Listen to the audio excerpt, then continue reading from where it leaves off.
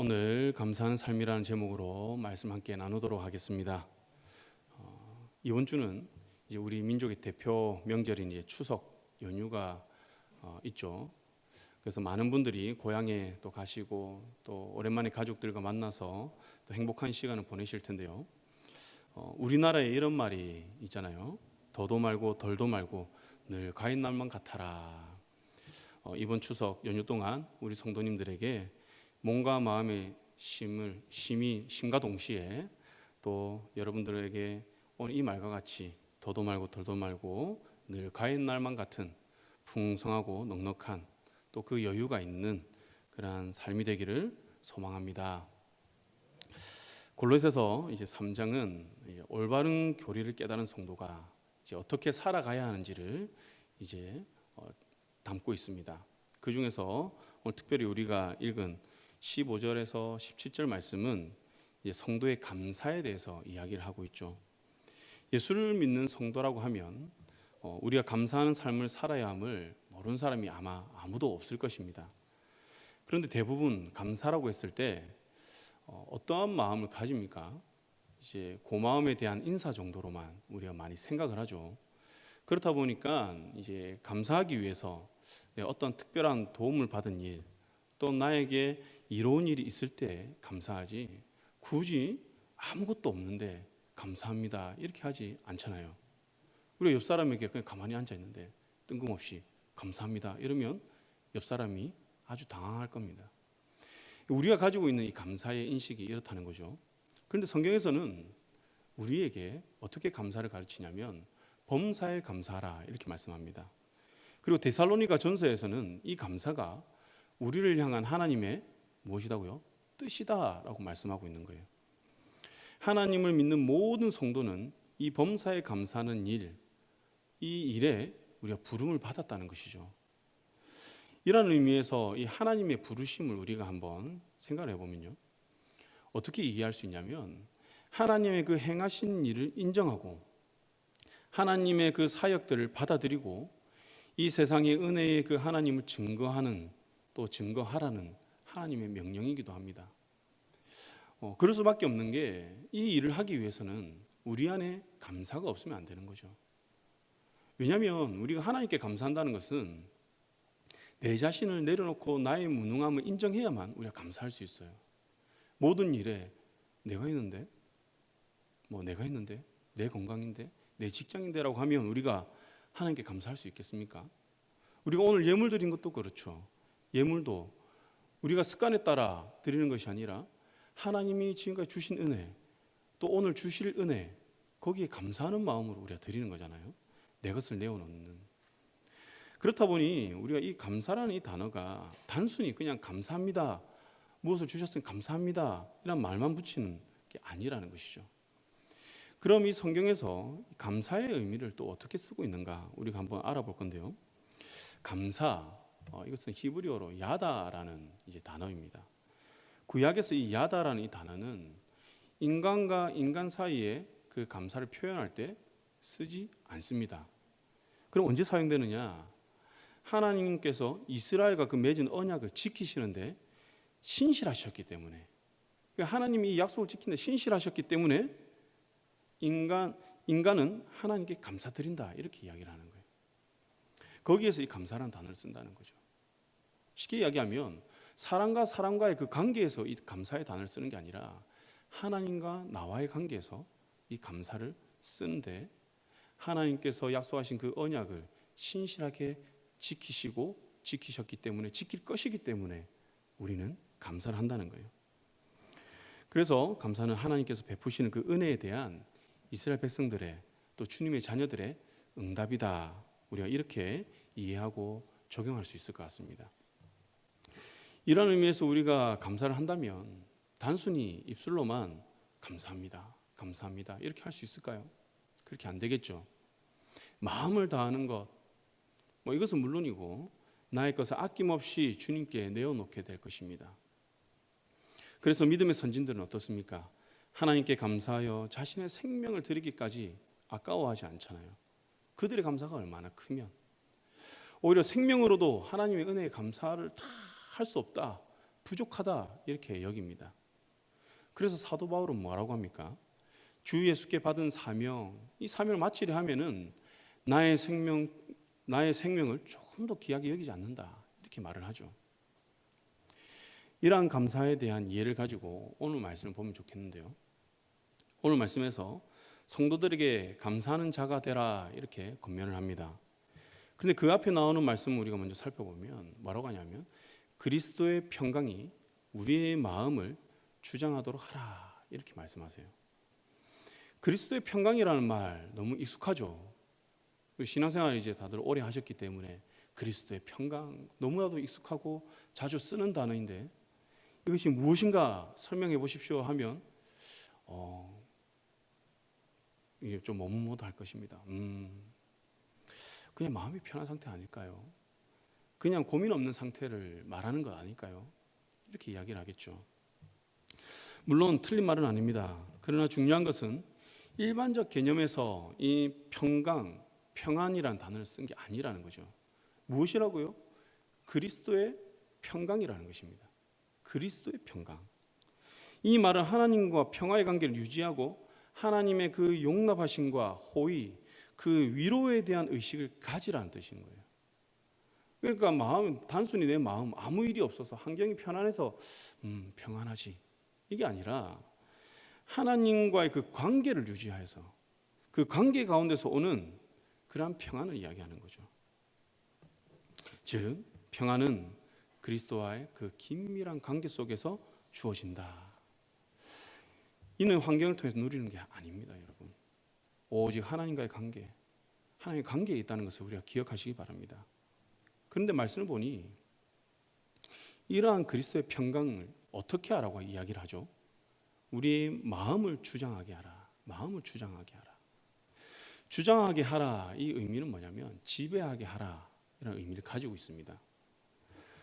지배하게 하라. 이 지배라는 의미 우리가 또 궁금해지죠. 우리가 알다시피 이 지배가 통치 이런 개념 맞기도 한데 조금 더 우리가 알기 쉽게 어떻게 이해를 할 수 있을까 고민하다가 이제 좀 지났지만 얼마 전에 끝난 올림픽이 생각이 났습니다. 이번 올림픽을 보면 이제 역대 최다인 33개의 종목 그리고 339개의 세부 종목으로 이 경기들이 진행이 되었습니다. 각기 다 다른 이제 운동들이죠. 다른 스포츠인데 공통점이 하나가 있습니다. 공통점. 혹시 뭔지 아십니까? 제가 요즘 청년들에게 자주 하는 게 뭐냐면 질문을 하고 담대하게 그 자리에서 손을 들어서 말을 하면 커피 쿠폰을 제가 보내줍니다.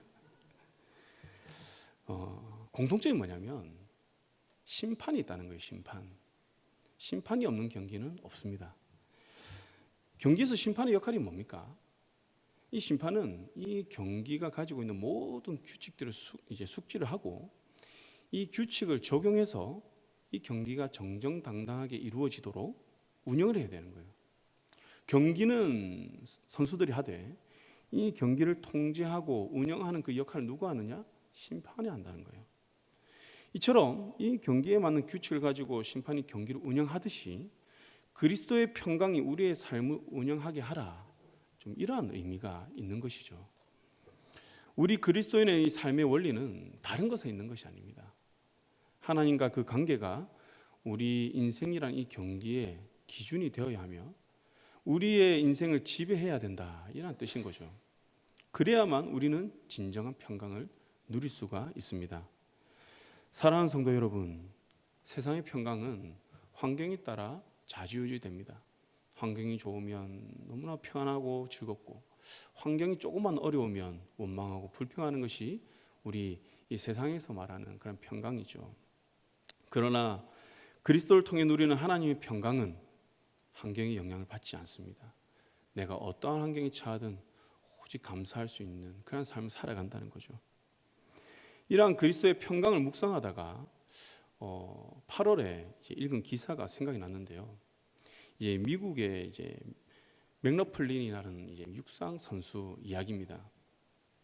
그녀는 이제 올림픽으로 인해서 운동 선수가 이제 많이 주목을 받다 보니 그녀가 SNS에 올린 이제 그 글이 조금 많은 비난을 받게 되었습니다. SNS에 그녀는 자기가 기독교인임을 밝혔습니다.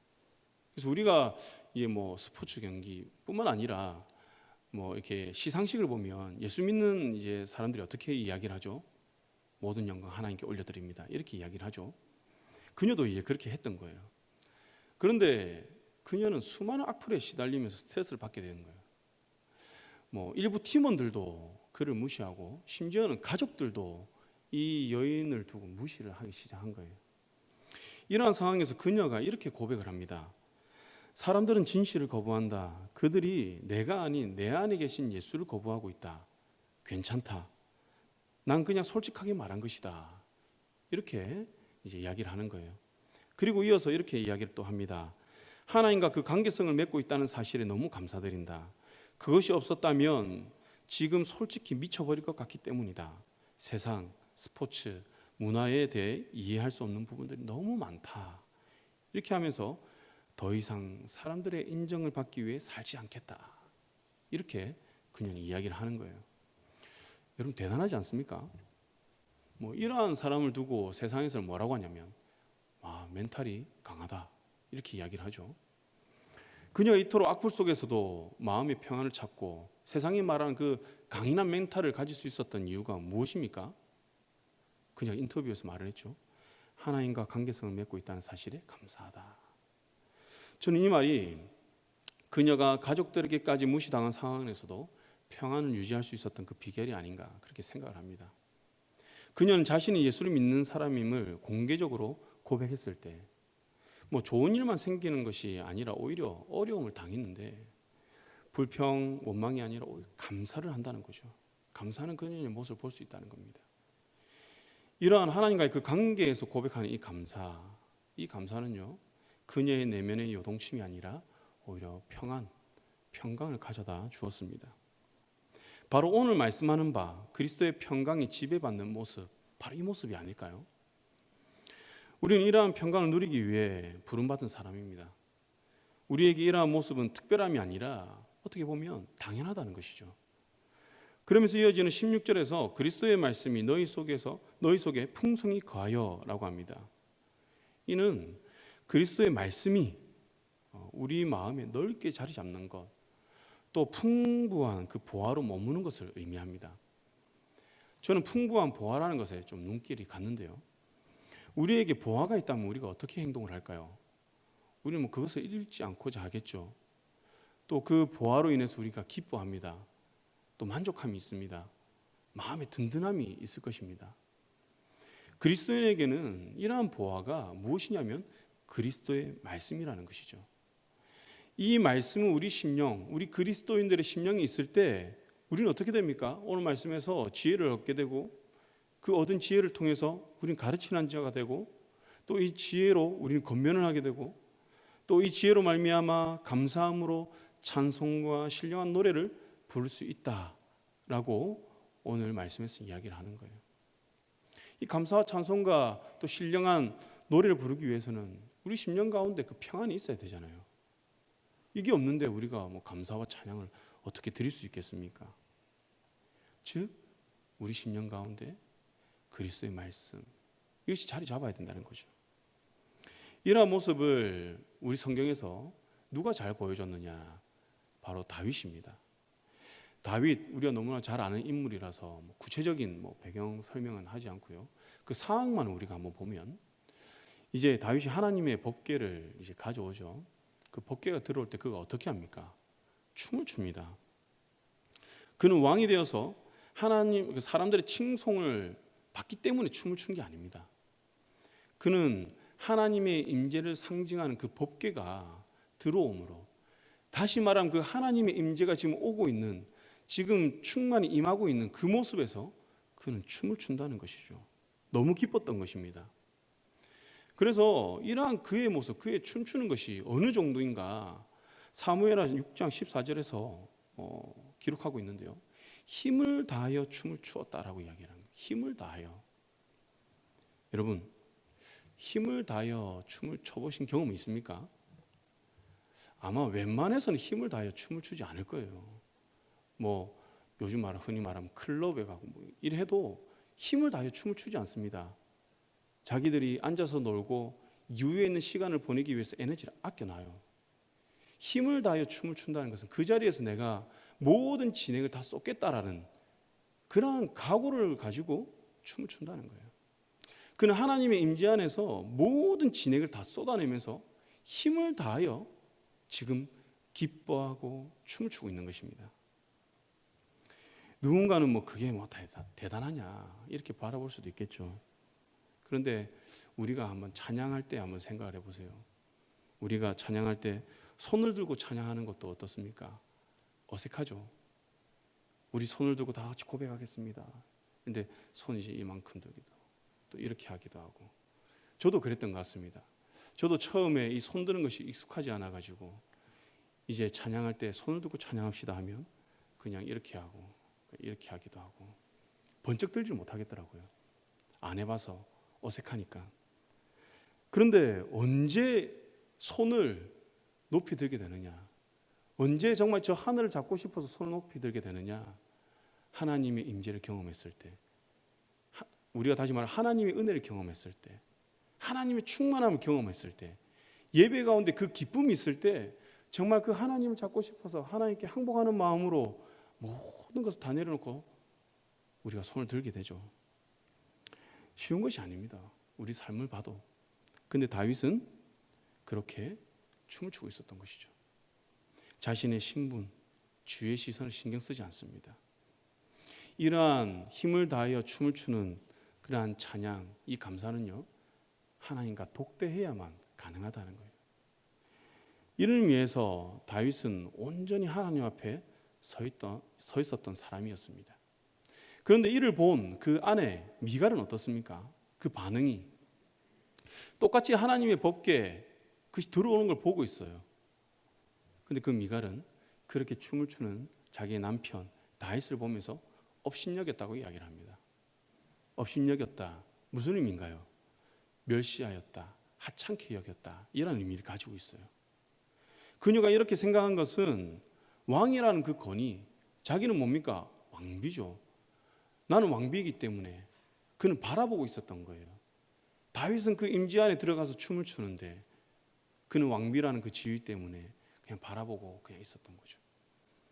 그리고 몸을 드러내는 것, 이것은요 그 당시에는 이제 성적 수치심을 유발한다, 이러한 이제 문화적 특성이 있습니다. 그렇기 때문에 그녀가 봤을 때 이 다윗이 얼마나 경박했겠습니까? 그 문화 안에서 이해를 했을 때. 그런데 다윗은 그녀에게 이렇게 이야기를 해요. 이는 여호와 앞에서 한 것이다. 내가 너 앞에서, 내가 백성들 앞에서, 사람들 앞에서 한 것이 아니라 내가 여호와 앞에서 한 것이다. 이렇게 이야기를 하는 거예요. 이런 하나님과의 관계 속에서 그는 기쁨과 평강, 감사와 찬양 올려드린 거예요.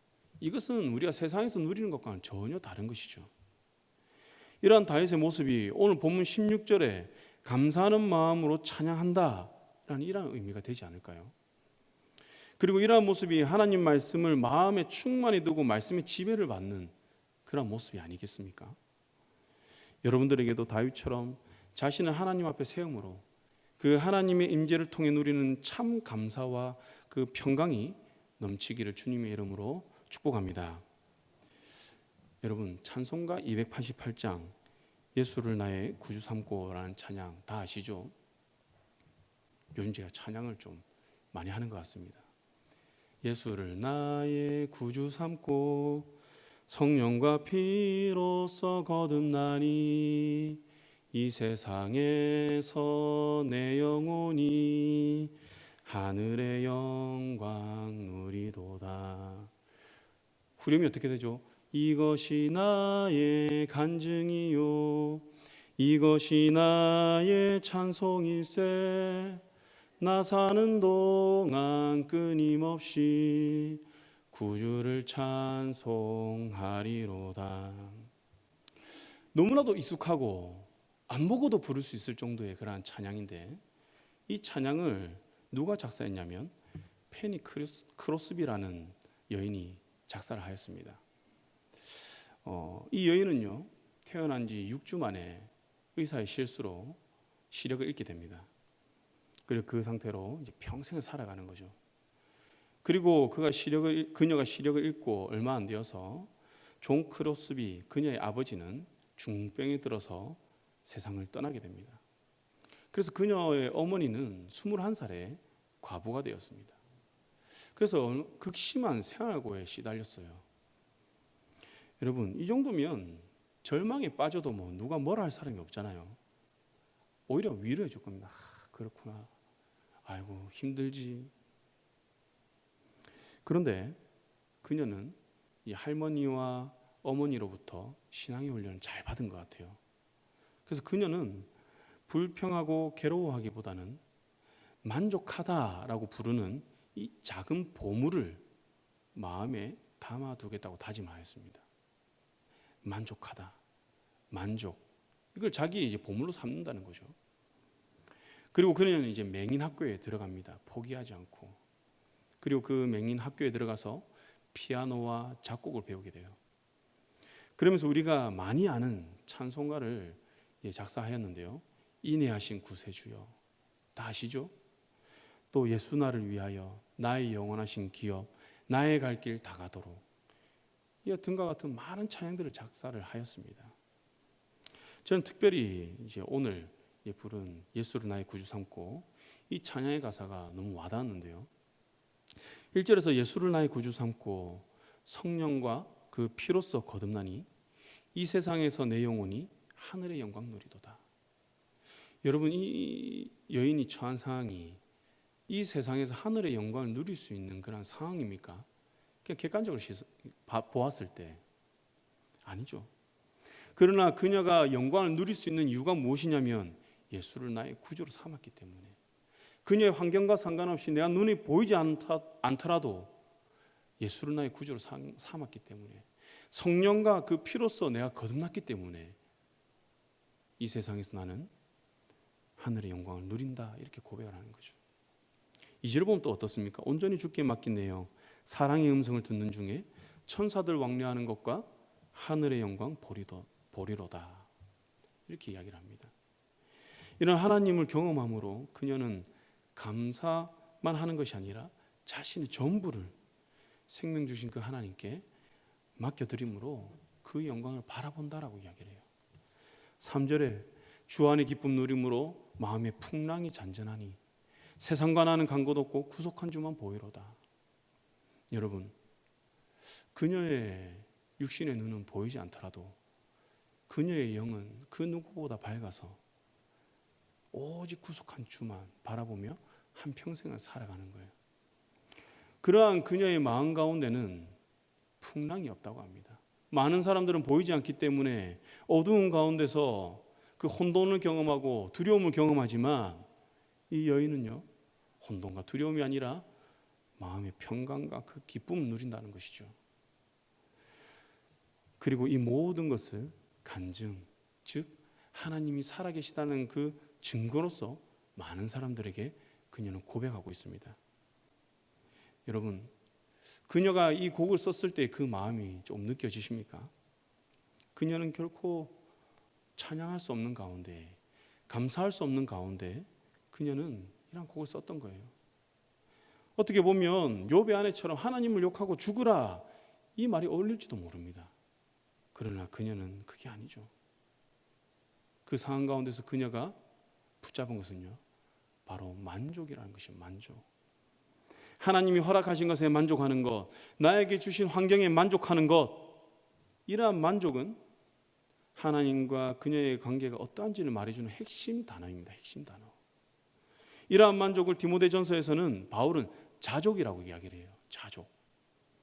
이러한 자족함이 있기 때문에 불평, 불만, 낙심을 할 수 있는 상황에서 그녀는 그것이 아니라 이것이 나의 간증이요, 이것이 나의 찬송일세, 나 사는 동안 끊임없이 구주를 찬송하겠다, 이렇게 고백을 하는 거죠. 저는 이러한 그녀의 모습이 오늘 본문 17절, 또 무엇을 하든지 말에나 일에나 다 주 예수의 이름으로 하고 그를 힘입어 하나님 아버지께 감사하라는 이 말씀이 삶으로 나타난 것이 아닌가, 그렇게 생각을 합니다.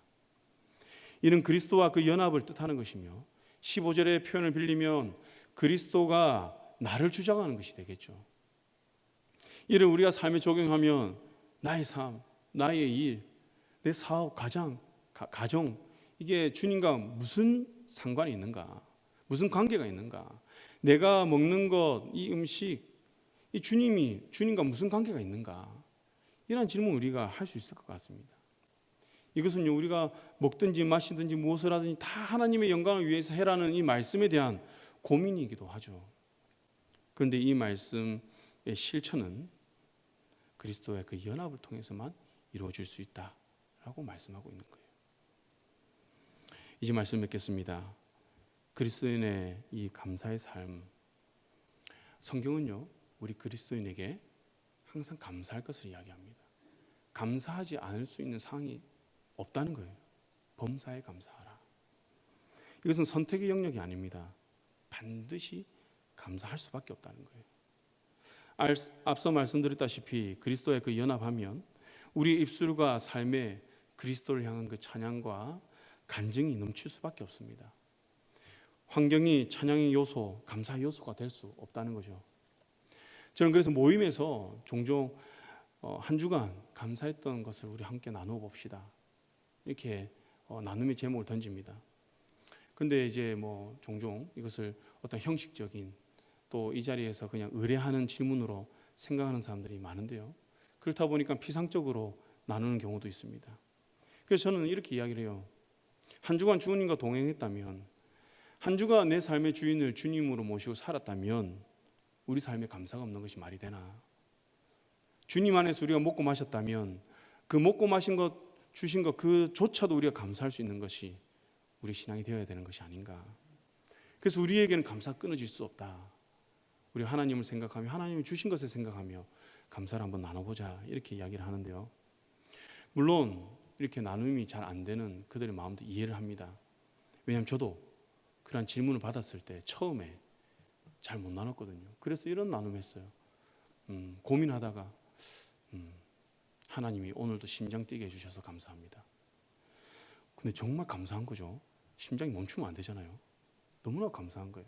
근데 그때는 형식적으로 나눴다는 거예요. 나눠야 되니까. 그래서 저는 왜 감사의 나눔이 힘든가 고민하다가 한 2가지 정도로 한번 생각을 해봤습니다. 첫 번째는 훈련이 안 되어 있어서, 습관이 안 되어 있기 때문에. 두 번째는 내 삶에서 주님을 나의 주인으로 인식하며 살지 않기 때문에. 많은 사람들은 주님이 나의 인생 주인입니다라고 이야기를 하지만 내가 열심히 일해서 돈을 벌었고, 내가 열심히 살아서 성공을 했고, 내가 열심히 했기 때문에 지금 이 자리에 있는 것이 아닌가, 이렇게 생각하기 때문에 우리가 감사할 수 없다는 거죠. 그런데 대부분의 사람들은 습관이 되지 않아서, 훈련이 되어 있지 않아서 감사를 고백하지 못하는 경우가 많아요. 여러분, 이 감사 훈련에 아주 좋은 것이 하나 있습니다. 여러분 한번 해보시겠습니까? 뭐냐면 감사 일기를 쓰는 겁니다. 감사 일기. 예전에 이제 생로병사의 비밀이라는 그 프로그램에서 한 이제 직장인 여성이 나왔는데 어머니와 트러블이 이제 너무 자주 있는 거예요. 시시비비를 가리기를 너무 좋아하는 성격입니다, 이 딸이. 그래서 이 딸의 삶에는요, 기쁨도 즐거움도 없습니다. 항상 불만이 가득했어요. 그러니까 어떻습니까? 삶의 만족도도 높지 않겠죠. 그런데 어느 순간 매일 감사 일기를 써보자, 그렇게 생각하고 이제 점심 때 감사한 것을 쓰는데, 커피 마실 돈이 있어서 감사, 커피 마실 시간이 있어서 감사 등등 하루에 한 100가지 정도를 썼다고 합니다. 사소한 것까지. 그러다 보니까 사소한 것 하나 그냥 되는 것이 없구나, 이것을 깨닫게 되었대요. 그러면서 그녀의 마음이 달라졌습니다. 이후로 어머니와 관계도 좋아지고 표정도 밝아지면서 주위에서 좋은 소리를 많이 듣게 되었다고 이야기를 해요. 그런데 이분도 이것이 습관이 되기까지 꽤 많은 시간이 걸렸다고 합니다. 그러나 포기하지 않고 꾸준히 하다 보니까 어느새 그 감사 노트가 30권 그 이상으로 늘어났다고 해요. 여러분, 예수를 믿지 않는 사람도 그냥 일상에 주어지는 것으로 그냥 감사를 했을 때 이러한 변화가 일어나는데, 심지어 예수를 믿는 우리가 예수님과 맺은 그 관계를 통해서 감사를 한다면 우리의 삶이 얼마나 크게 변화가 일어나겠습니까? 하나님 내 인생을 붙드시는데 무엇이 우리의 인생길을 막을 수가 있겠습니까?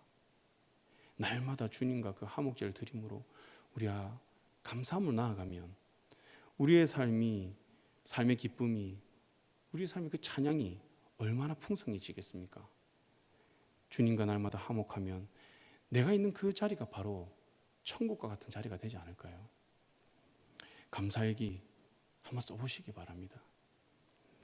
그래서 우리 오늘 주일 일부에 나오신 우리 모든 성도님들께서는 주님과의 그 화목함으로 감사와 그 찬양이 넘치며 또 여러분들의 삶이 하나님의 그 살아계신 증거가 되고, 다시 말하면 간증이 되고, 그리하여서 여러분들의 삶을 통해서 감사와 평강이 이 세상 사람들에게, 이 세상에게 참된 그 평강과 그 은혜가 전파될 수 있기를 주님의 이름으로 간절히 축원합니다.